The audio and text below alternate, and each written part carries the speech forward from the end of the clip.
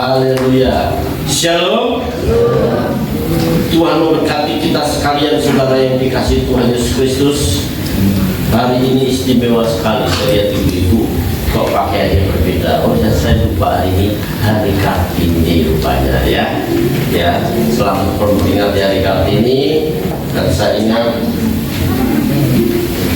34 tahun yang lalu anak saya kedua lahir ya, dan saya bersyukur dia boleh ada sekarang hanya oleh anugerah Tuhan. Saudara-saudara yang dikasihi Tuhan, kita akan belajar tentang percaya walaupun tidak melihat. Berbagilah orang yang percaya walau tidak melihat. Dalam Yohanes pasal yang ke-20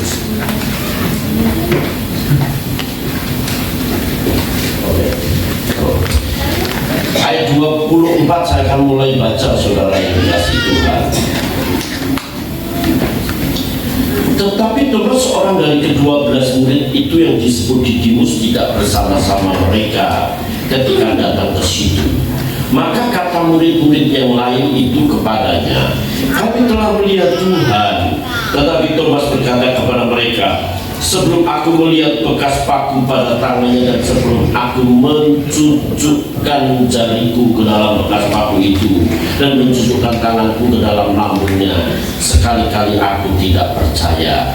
8 hari kemudian murid-murid Yesus berada kembali dalam rumah itu dan Thomas bersama-sama dengan mereka. Sementara pintu-pintu terkunci, Yesus datang dan ia berdiri di tengah-tengah mereka dan berkata, damai sejahtera bagi kamu.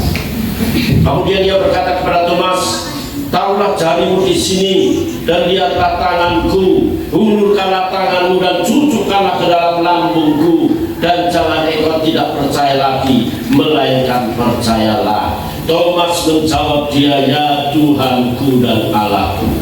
Kata Yesus kepadanya, karena engkau telah melihat aku maka engkau percaya. Berbahagialah mereka yang tidak melihat namun percaya. Amin. Diberkatilah jemaat Tuhan yang mendengar firman Tuhan ini dan melakukannya. Saudara-saudara yang dikasihi Tuhan, nama Thomas diturunkan dari bahasa Aram, yaitu bahasa Suria klasik, yaitu Toma ya.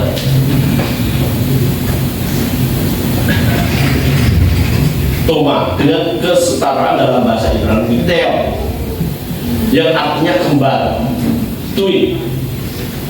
Nah, dalam bahasa Yunani dalam Perjanjian Baru disebut Didimus. Murid ini adalah murid yang meragukan akan kebangkitan.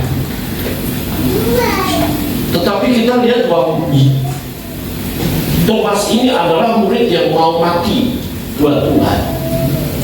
Nanti kalau saudara baca dalam Yohanes pasal 11 ketika Tuhan Yesus mau ke tempatnya Maria dan Marta, mari kita mau mati bersama dia. Thomas mengucapkan kata ini. Ketika Tuhan Yesus berkata, di rumah Bapa banyak tempat tinggal, aku pergi ke sana untuk menyediakan tempat bagimu, supaya di mana aku berada kamu pun juga berada, supaya engkau tahu kemana aku pergi. Dan Thomas berkata, Tuhan, tunjukkanlah jalan itu kepada kami. Dan kalimat ini kalimat yang begitu sangat terkenal dan mesti saudara hafal juga ya. Yohanes 14 ayat 6, akulah jalan kebenaran dan kehidupan, tak seorang pun sampai kepada Allah kalau tidak melalui aku ya. I am the way, the truth and the life, no one come to the Father except by me. Ego eimi itu kalau diterjemahkan dalam bahasa Ibrani itu Yahweh. Ego eimi entrole, odos entrole dan sopi, itu bicara tentang kehidupan. Tetapi saudara, Thomas adalah salah satu murid yang meragukan kebangkitannya. Dan sebenarnya bukan hanya Thomas, murid-muridnya pun yang lain juga meragukan. Ketika perempuan-perempuan berkata bahwa Yesus telah bangkit, mereka juga ragu, dianggap omong kosong. Tetapi Thomas sampai mengatakan, kalau aku belum mencucukkan jariku ke dalam lubang tangan itu dan lambungnya, aku tidak percaya. Saudara-saudara yang dikasihi Tuhan, dari sini kita tahu bahwa Thomas itu memiliki ketidakpercayaan, keraguan dalam tingkat tinggi. Keraguan dalam tingkat tinggi, bukan tingkat rendah, bukan tingkat sedang, tetapi keraguan tingkat tinggi. Nah, keraguan tingkat tinggi inilah yang membuat ia menuntut sebuah realitas, menuntut sebuah kenyataan. Saudara, keraguan tingkat tinggi inilah yang menyebabkan Thomas mesti harus ingin mencucukkan jarinya ke lubang. Keraguan tingkat tinggi. Saudara-saudara, saudara yang mengambil S1, S2, S3 itu kalau habis penelitian itu, saudara ya, pasti nanti di litbang ada beberapa kriteria ya. Kriterianya, apakah jemaat GBI Papanas, kalau itu kita risetnya di Setia Mekar, GBI Setia Mekar, memiliki antusias beribadah kepada Tuhan. Kalau disurvei 150 atau 500 orang, 300 orang, didapati jemaat GBI Papanas memiliki tingkat terendah dalam antusias ibadah. Mungkin bisa didapati begitu. Didapati bahwa jemaat GBI Papanas memiliki tingkat sedang, antusiasme, semangat, gairah untuk beribadah. Tetapi kalau kita memiliki semangat yang terus beribadah, ada kerinduan beribadah, jam 5:30 aja udah penuh, jam 6:45 orang berdiri karena tidak dapat pangku. Penelitian mengatakan bahwa jemaat GBI Papanas memiliki tingkat tinggi dalam antusias dalam dia beribadah. Dari sini mari kita mengoreksi diri, apakah kita seperti Thomas? Keraguan kita memiliki tingkat tinggi. Kalau orangnya khawatir, mudah cemas, ya, mudah bimbang, mudah galau, mudah insomnia, tidak bisa tidur, hanya perkara-perkara kecil, itu berarti keraguan, ketidakpercayaan kepada Tuhan memiliki tingkat tinggi. Kita masing-masing kan bisa mengelola emosi kita, tetapi kalau sedikit-sedikit marah, sedikit menyakitkan orang, sedikit-sedikit WA-nya membuat orang terluka, itu berarti dia dalam mengelola emosionalnya memiliki tingkat tinggi. Tapi kalau orang sabar, didapati Bapak memiliki pengendalian emosi tingkat tinggi, ya. Tingkat rendah artinya dia bisa menguasai diri. Kalau saya tanya sama ibu-ibu atau bapak-bapak lah, siapa ibu-ibu yang tidak punya cemburu sama bapaknya? Pasti punya cemburu. Kan tidak punya cemburu, wah, itu something wrong, itu ada sesuatu. Kalau cemburu itu wajar, gitu loh. Saya nggak pernah cemburu sama bapak saya, Pak. Aneh. Sebab dalam keluarga itu ada eros, ada bilia, ada eros, ada agapi, dan ada eros. Makanya ada cemburu. Kasih itu sabar, kasih itu tidak cemburu. Gimana itu? 1 Korintus 13 ayat yang kapan? Pak, kasih itu kan mesti cemburu, Pak. Tapi kasih itu diterjemahkan agape, agepetos, bukan eros. Kalau agape nggak ada cemburu. Amin. Kalau agape tidak ada cemburu. Saudara diberkati, puji Tuhan. Ya, kita juga ikut mendoakan. Itu agape. Ya, tidak kasak kusuk. Ya, apa sih? Itu pendeta begini. Ah, itu apa tetangga beli begini. Itu nggak agape, itu eros. Semua orang pasti punya kecemburuan, itu hal yang wajar. Tetapi kalau tingkat kecemburuannya itu bukan tingkat sedang tapi tingkat tinggi. Suami terlambat 10 menit aja sudah begini bolak-balik. Ini kenapa ya? Waduh, kenapa? Jangan-jangan ada kuntilanak yang bawa dia ya? Begitu. Udah pulang, baunya wangi lagi. Sedangkan dia di bus atau di mobil, di kereta dengan wanita yang pakai minyak nyong-nyong. Jadi nempel tuh wanginya sudah 2 hari belum hilang-hilang. Itu bisa perang dunia ketiga itu.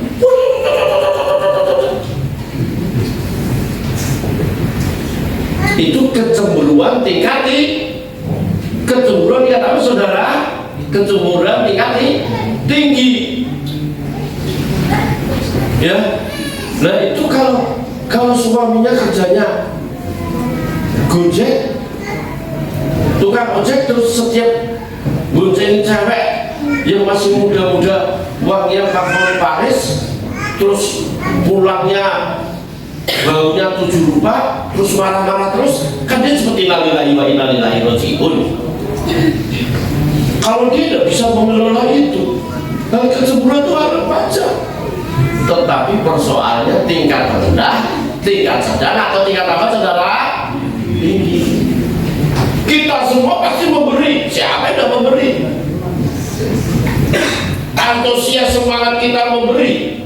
Itu persoalannya tingkat sedang, tingkat rendah, tingkat sedang, atau tingkat tinggi. Dalam kita peduli dengan orang lain, kita punya kasih, tetapi kasih yang kita ekspresikan melalui pemberian, kasih yang kita ekspresikan melalui perhatian, kasih yang kita ekspresikan dengan kehadiran kita, itu tingkat tinggi atau tingkat sedang atau tingkat rendah. Dan itu kita yang mengoreksi. Bobot iman kita itu yang mengoreksi, bukan hanya Tuhan tapi diri kita.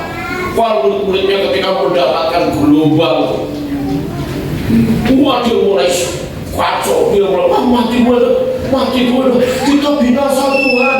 Dalam Matius 4:8, kita binasa Tuhan. Tapi Tuhan berkata apa? Di manakah iman? Rupanya iman dia itu tingkat rendah, dan tingkat tinggi. Kalau iman dia, ketahanan iman dia tingkat tinggi, walaupun ada goncangan, bersama Yesus dia tenang. Lah murid-muridnya bersama Yesus ini nggak tenang. Dulu zaman ini lagu bahla yang sama. Walaupun beras mahal, haleluya. Ibu-ibu bisa nyanyi begitu lagi ya. Walaupun cabai mahal, haleluya. Walaupun bawang merah mahal, haleluya. Bisa begitu tak kira-kira? Ya, loh saya sering belajar mesti jadi saya tahu bawang merah sekarang 70. Tahu lah, beras ini 18. Mengerti. Makanya bapak-bapak kalau ibu-ibu sudah sampai 500.000 untuk belanja tambahan gitu ya. Kalau ada uang jangan begini gitu ya. Nah kalau rasa iman kita ketahanan, iman kita rapuh, itu seperti Petrus. Bukankah kamu itu mengikut Yesus ya? Oh enggak, aku bukan pengikut Tuhan. Aku enggak tahu apa yang kau katakan. Itu ketahanan imannya itu dari tingkat dulu tingkat tinggi, akhirnya karena masalah itu menjadi tingkat rendah. Ingat saudara, bahwa kesulitan masalah situasi itu bisa mempengaruhi keadaan iman kita. Ya, dalam keadaan iman kita. Oleh sebab itu kita mesti harus menyadari betul bahwa kita mesti harus terus mempertahankan, membuat iman kita terus berkembang. Janganlah hendaknya kerajinanmu kendor. Ya, di sini ini diterjemahkan never be lacking in zeal. Biar semangatmu tidak berkurang. Semangat tidak berkurang, but keep you spiritual fervor. Artinya biarlah ketahanan iman, kau jaga imanmu, you spiritual fervor. Kehidupan rohanimu dipertahankan. Sebab situasi itu bisa mengubah segalanya. Orang yang tadinya lembut bisa kasar, ya. Yang tadinya ngomongnya lembut bisa ngomong yang tidak irasional, yang tidak masuk akal. Dalam sebuah buku kecerdasan perilaku, kedewasaan iman seseorang itu terlihat saat dia menghadapi situasi gelombang kehidupan. Ya, gelombang kehidupan. Kalau di gereja semuanya tenang, semuanya baik, tanggal muda masih nyanyi aku diberkati, sepanjang hidupku diberkati, itu masih tanggal 1 sampai tanggal 10. Itu hal-hal yang wajar. Tapi tidak soal anak sakit, uang gak ada, mertua minta kiriman, kontrakan rumah harus dibayar, udah ditambah gitu ada dekorator. Saya berharap tidak ada ya saudara yang sampai saudara terikat pinjol itu hati-hati. Itu bisa membuat infeksi. Akhirnya orang karena hanya sebatas emosi, orang bisa bunuh istri, bunuh suami, bunuh anak, bunuh orang lain hanya sebatas situasi yang dalam tanda kutip nggak bisa mengelola lagi. Saya yakin saudara semua berdoa di rumah, punya doa di rumah. Cuma persoalannya doa saudara, ya, habits kebiasaan doa itu apakah tingkat rendah, tingkat sedang, atau tingkat tinggi? Itu yang menjadi persoalan. Kalau Thomas dia pikir Tuhan, dia punya iman, tetapi keraguan kepada Tuhan itu kok tingkat tinggi. Saudara, nah kekecewaan menyebabkan Thomas tidak percaya kebangkitan Yesus. Rasa kecewa, rasa frustrasi itu membuat orang bisa unbelief, tidak percaya pada seseorang. Misalnya ada orang kerjasama sama saya, terus saya mengecewakan orang itu. Saya tidak mau kerjasama lagi sama Pak Pendeta ini, membuat saya kecewa. Kecewa membuat kita itu tidak bisa mempercayai orang. Oleh sebab itu saya berharap dalam setiap usaha, setiap janji, setiap apa yang kita lakukan, mari jangan sampai kita mengecewakan orang. Ya, jaga lisan kita, jaga perkataan kita, jaga intonasi kita. Ya, saya sudah katakan, saya ngomong, Mama, beda, Ibu, beda. Intonasi menentukan karakter kita. Mesti kita bisa membedakan ini di lingkungan mana. Kayak saya di lingkungan pekerjaan, saya jelas mesti harus mengatakan intonasi seperti apa yang saya katakan. Saat saya harus tegas pada murid yang suka terlambat, murid yang sombong, saya punya intonasi tinggi, tidak bisa. Makanya saya disuruh, tak suruh ngomong, saya harus kencang, saya menghadapi mereka, tak bisa, tidak. diam ya nak ya, kalau begitu nanti Pak Guru keluar ya. Gaya Solo, oh saya habis di luar. Kalau saya bisa, gaya saya tidak salah. Diam. Intonasi saya tinggi, karena saya menghadapi orang-orang juga yang mesti harus saya perlakukan begitu, nggak bisa benar. Tapi kalau saya ngadepin orang-orang yang sebaya dengan saya bicara di depan mahasiswa yang intonasi saya walaupun saya marah, mesti intonasi saya dewasa. Nah, saudara-saudara dikasih Tuhan, kekecewaan kita itu bisa membuat emosi kita tinggi. Kekecewaan kita bisa membuat intonasi kita itu bisa membuat orang ternyata, oh ya gitu ya. Murid-murid Tuhan Yesus saja saudara, karena kecewa, nanti dalam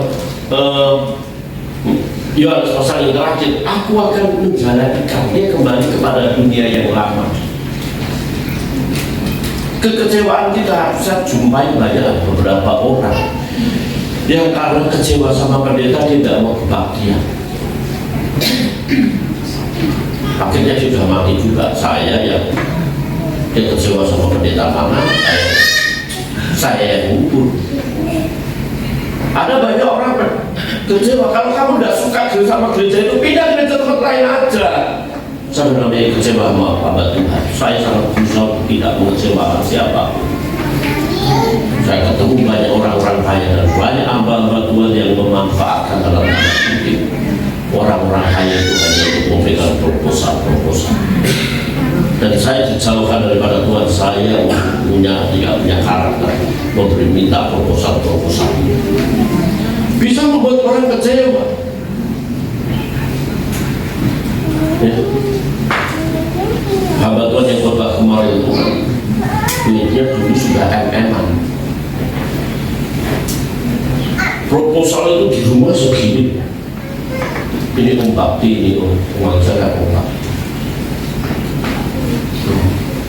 ombak.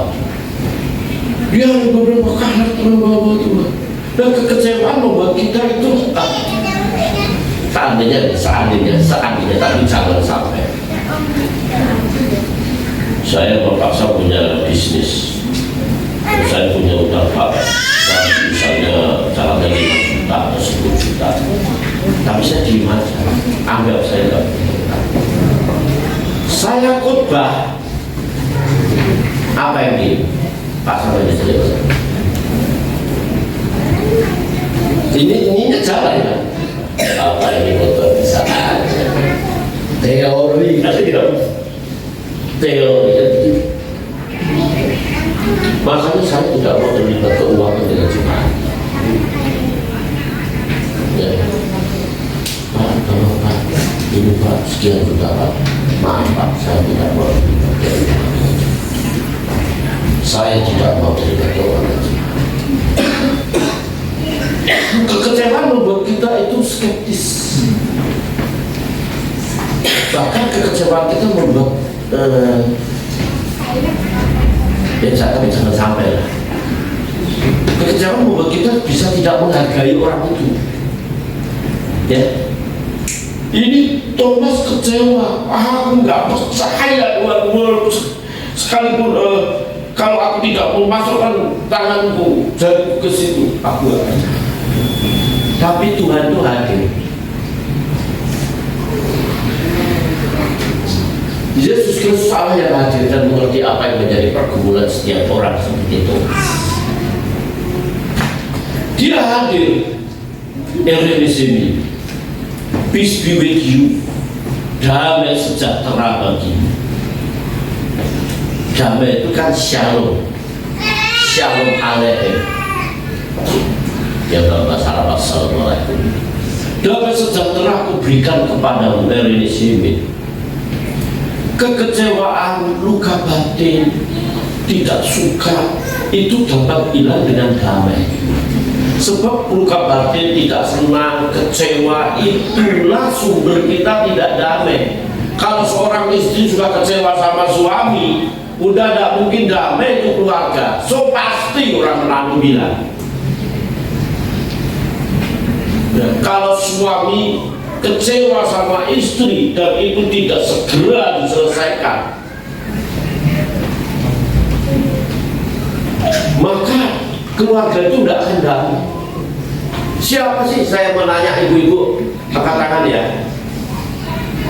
Siapa yang ibu-ibu 100% sempurna? Ada? Entah ayah? Tidak ada. Ada bapak-bapak yang sempurna? Nggak ada. Pasti ada kekurangan. Pasti ada kekurangan, saudara. Oleh sebab itu kita tidak mencari damai, kita memberi damai. Damai sejahtera aku berikan kepadamu. Damai sejahtera aku berikan kepadamu. Ya kalau suami salah, istri salah, ya kita seperti Tuhan Yesus. Ampunilah mereka.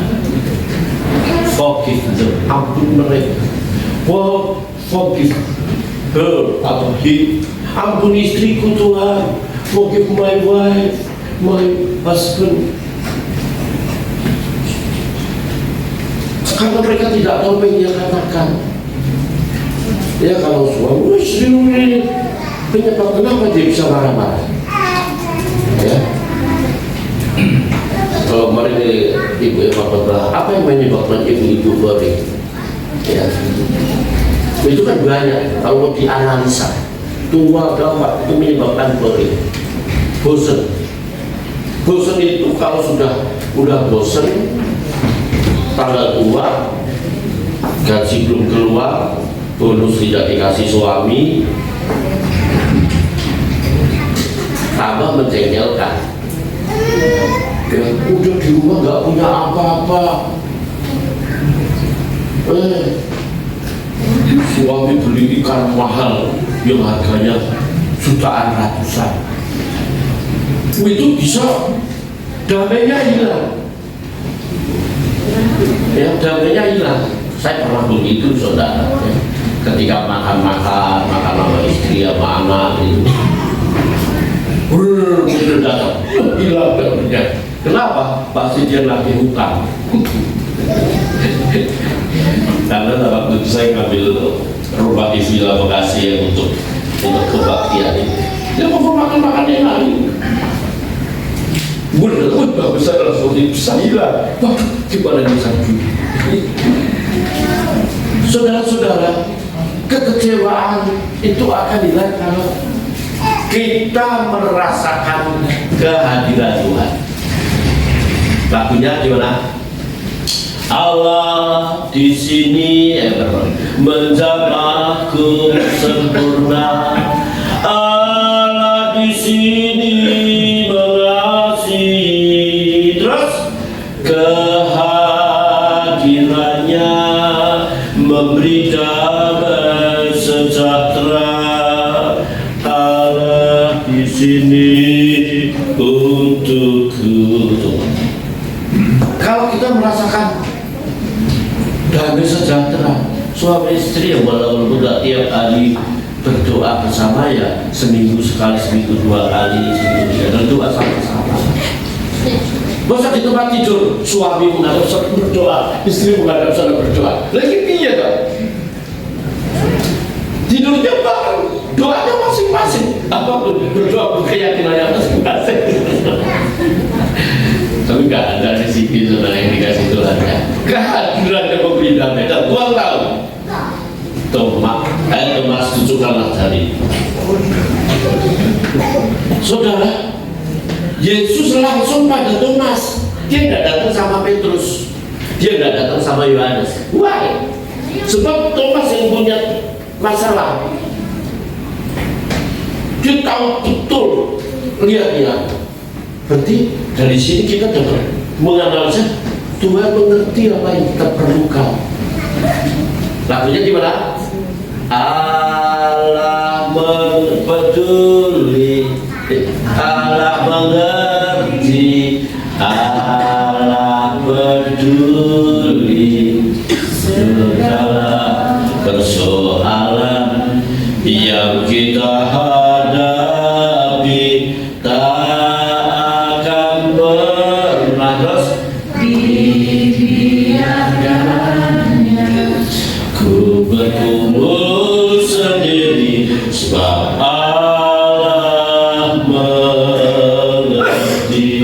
Mungkin suami nggak tahu masalahmu, istri nggak mengerti kesulitanmu, pekerjaan di kantor, mungkin nggak mau ngomong sama istri sebab memang istri nggak tahu menau, yang tahu pokoknya gaji keluar gitu saudara ya. Suami di kantor kayak apa? Sebab kalau suami ngomong, mah, itu urusan kamu, urusan bukan urusan saya. Tapi gajinya cuma saya, ya, berkatnya ada buat saya.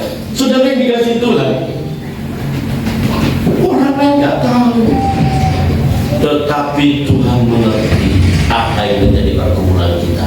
Amin. Allah mengerti betul. Saudara mesti tidak boleh meragukan. Kalau saudara meragukan pertolongan Tuhan, berarti keraguan saudara tingkat tinggi. Ya, tingkat tinggi. Saya sebenarnya pengen membuat suatu. Dulu pernah membuat suatu, kita sekali-kali nanti kita buat suatu ya. Strength, weakness, opportunity, trade. Ya. Kekuatan GBI ini apa sih?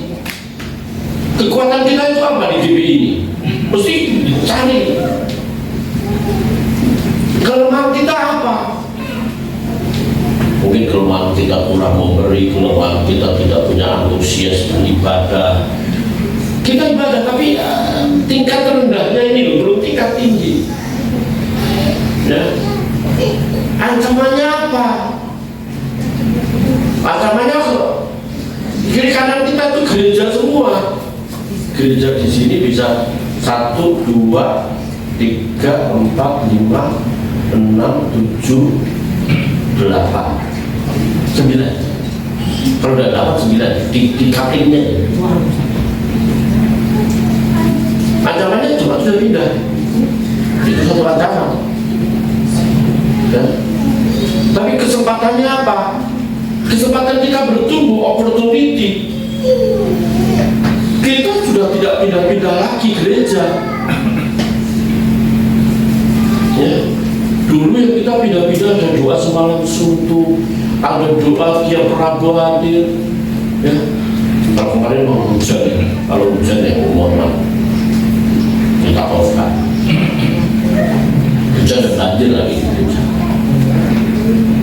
Saudara-saudara dikasih Tuhan, mari kita melihat keraguan kita kepada Tuhan itu tingkat sedang, tingkat rendah, atau tingkat tinggi. Jangan seperti Thomas. Thomas memiliki keraguan tingkat tinggi. Pengiringan kita, doa-doa kita, mari kita introspeksi walaupun tidak pernah ada orang membuat analisis SWOT, strength, weakness, opportunity, ya, maupun trade, kesempatan. Mungkin saudara, bapak-bapak mungkin juga bisa bikin SWOT buat keluarga. Kekuatan keluarga ini apa sih? Kelemahan keluarga ini apa sih? Kesempatan keluarga ini apa sih? Ancaman keluarga ini apa sih? Pikir, analisa, daripada hanya nonton drakor tiap hari. Oh ini begini. Saudara yang dikasih Tuhan, orang-orang yang merasakan kebahagiaan itu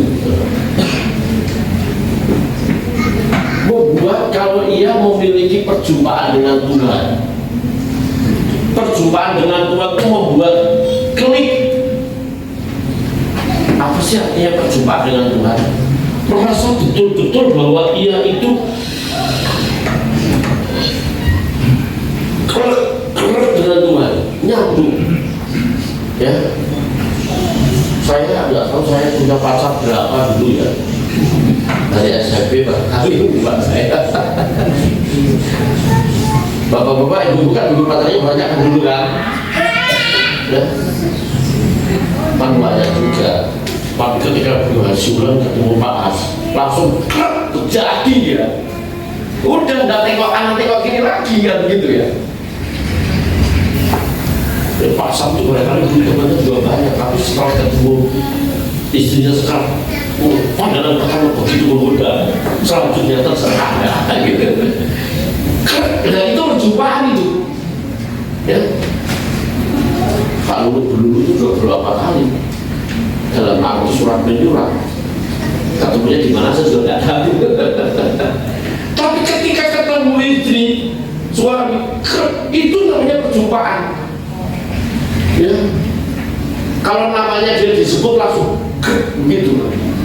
Coba kalau ibu-ibu kumpul ya, ibu kumpul terus datang ngomongin suaminya, ngomongin suaminya, apa kenapa? Langsung begitu kan? Karena nyambung, itu namanya nyambung hatinya. Ya, di situ ada cemburu, di situ ada kangen. Mesti begitu sama Tuhan. Itu baru mengalami perjumpaan dengan Tuhan. Ya. Saya enggak, misalnya saya enggak katakan semangat atau sesuatu kalau tetangga saya terus gandengan gitu, saya cemburu enggak sama tetangga saya. Kan ada orang yang bukan istri saya nggak cemburu mau gandengan. Tapi kalau saya istri, kemana aja gandengan gitu. Walaupun hanya jalan doang, mau istri saya pegang terus, jangan lihat baju-baju. Saya pegang terus. Ayo kita makan bakso sama. Walaupun saya duduk berdua, makan bakmi berdua, itu rasanya ada sukacita. Mau sekali itu suami istri, sekali-kali ya sering lah, gak apa-apa, banyak duitnya. Katanya kita makannya kepiting sama. Berdua ngobrol aja, anak gak usah mati tadi aja. Kalau berdua, begitu. Merupakan sama istri duduk ngobrol. Nah itu yang membuat gitu. Itu kerap namanya. Sama satu hal, itu baru kerap. Jadi bukan hanya sebatas kita datang ke kebaktian terus berdoa, oh Tuhan Yesus tolong Tuhan, doanya aja nggak nyambung. Tapi kalau setiap hari kita ketemu sama Tuhan dan kita ngobrol itu enak. Saya lupa waktu pacaran, tapi saya istri ini tidak pacaran, belum nggak milik saya, enggak. Dan kemudian menurut saya kan berada gereja itu. Tuh, sekarang aja saya panggil ya. Kamu cantik deh ya. Gitu saya katakan. Betul. Dulu pacaran udah begitu. Mending begitu daripada waktu pacaran. Sayang, engkau bagaikan bulan yang wajahmu bagaikan bulan tanpa dubur. Mesra waktu pacaran tapi waktu pernikahan berantem. Mending gimana waktu pacaran berantem tapi waktu menikah ada damai. Oleh sebab itu saudara, perjumpaan kita dengan Tuhan mengubah. Ya Allahku ya Tuhan. Kata Allah itu kan menunjukkan pribadi yang tidak terbatas. Kalau Tuhan itu yang dipertua. Oleh sebab itu saya mau mengajak jemaat yang dikasih Tuhan. Mari kita menyadari apakah kita itu memiliki keraguan tingkat tinggi, keraguan tingkat tinggi atau keraguan tingkat sedang. Iman kita, pengiringan kita, antusias semangat kita memberi, semangat kita berdoa, semangat kita mau family gathering, itu punya semangat tingkat tinggi atau enggak? Kalau punya semangat tingkat tinggi, wah kumpulin deh, saya cicil 500, saya cicil 500, ya, itu semangat tingkat tinggi. Tapi kalau males wah itu udah. Mari kita punya semangat gairah tingkat tinggi. Yang kedua, Allah hadir di dalam hidup kita. Kekecewaan, frustrasi, rasa tidak suka itu dapat meledak dengan damai kehadiran Tuhan. Kita mengalami perjumpaan dengan Tuhan. sehingga melalui perjumpaan kita dengan Tuhan, kita sadar betul bahwa Tuhan tetap menyertai kita. Perjumpaan kita dengan Tuhan membuat pengakuan kita, Dia Allah yang hadir, Dia Allah yang ada dalam hidup kita.